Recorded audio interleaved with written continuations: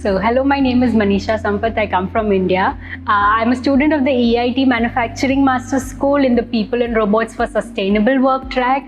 My entry university is Mondragon University in Spain, and my exit university is TU Wien in Austria.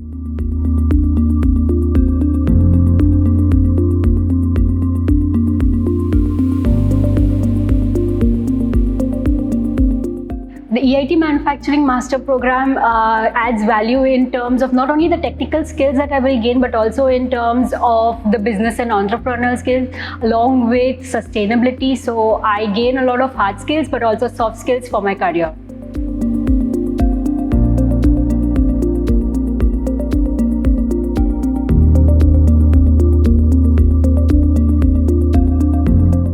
The most important thing, or the most valuable thing that I like in the EIT Manufacturing Master Program currently is the perfectly curated curriculum that they have for the industry needs today.